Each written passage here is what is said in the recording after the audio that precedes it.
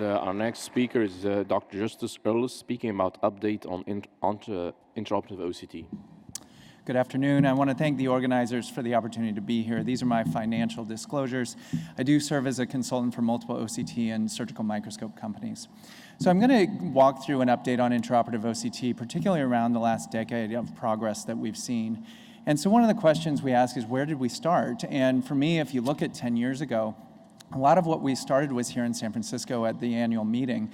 For the very first time, we saw a presentation by Professor Binder on the use of microscope-integrated prototypes with human subjects. One of the first presentations at Retina Subspecialty Day was done on intraoperative OCT by Sunil Srivastava.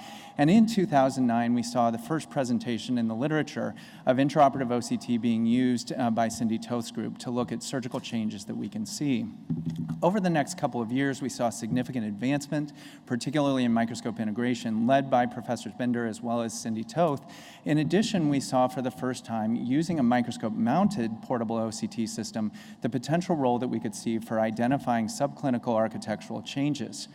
This really led to the launch of the Pioneer study, which used microscope-mounted OCT to look at a more large scale of how this information can help us understand the role in ophthalmic surgery. We enrolled over 800 cases and potentially saw how it could impact the way we use this as surgeons. In addition, we saw significant advances in technology that allowed us to potentially limit instrument shadowing and enhance visualization during surgical motion. And in 2013, we saw for the first time the publication of the use of intraoperative OCT to identify therapeutic delivery, as well as the emergence of novel analysis platforms that could help us understand what the impact of our surgical treatments were to the underlying retinal architecture.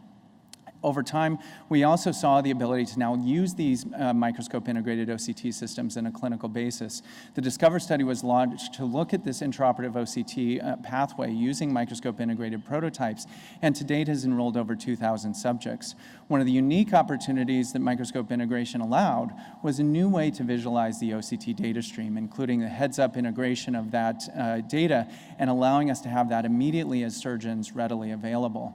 As the commercial systems became available, more and more groups had opportunities to access the system. Becker and colleagues published data that suggested similar findings of the impact of that OCT information on surgical decision-making. And Suzanne Binder's group also confirmed that using that OCT guidance, potentially you could limit the use of dye utilization during macular surgery. We see ongoing advancements in technology, including OCT-compatible instruments, real-time tracking of instrumentation, as well as even depth encoding the relative location between our instruments as well as the retinal tissues.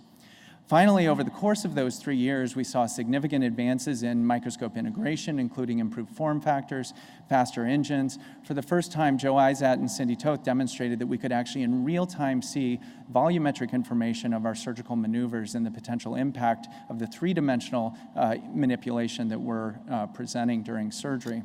So coming to 2019, we now have regulatory approval of multiple OCT platforms, and most recently we see a new proof of concept of being able to integrate this OCT on an immersive 3D platform. So where are we now? One of the things that we look at is how does this really help us from a surgical guidance? And there's been multiple studies that have suggested that OCT may be important.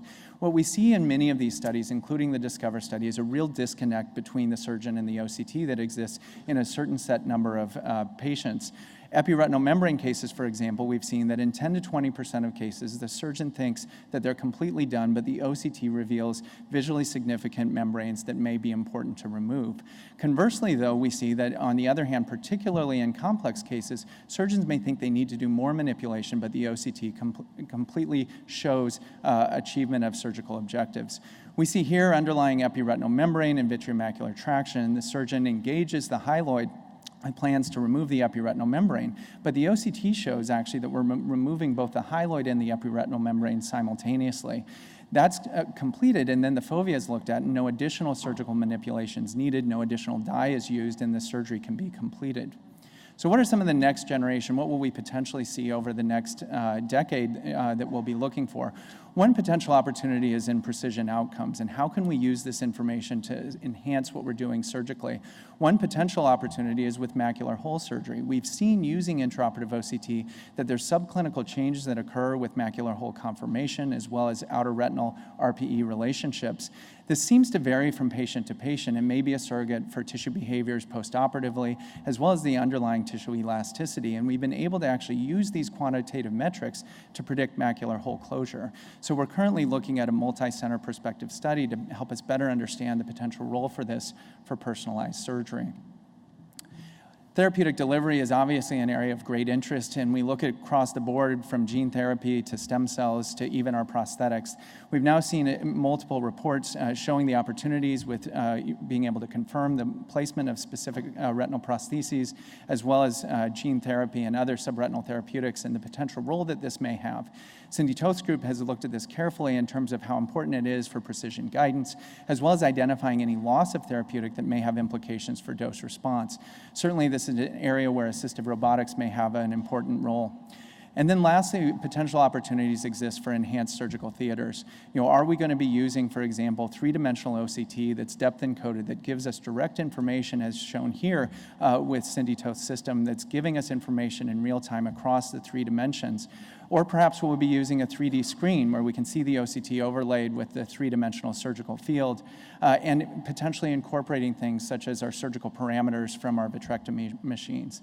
And lastly, perhaps we get rid of all of that altogether and we actually use a surgical visor or a surgical helmet or some other way of actually being able to visualize this, using our head maneuvers to be able to better coordinate how we actually look at OCT in the operating room. Again, I think time will tell how we can better integrate this technology from the surgical theater standpoint. So where are we currently? Well, multiple studies have demonstrated that intraoperative OCT can impact surgical decision-making. There's been significant advances over this decade in integrative technology, helping us move more seamlessly towards using this technology in our operating rooms. But there's still unmet needs, particularly around software, how we use instrumentation in the operating room, and understanding that overall value to our outcomes. And I think there's really exciting opportunities when it comes to the interactive landscape of our surgical theaters. I want to thank my team and my partners at Cole, as well as my mentors over the years. And again, thank you again for the opportunity to be here.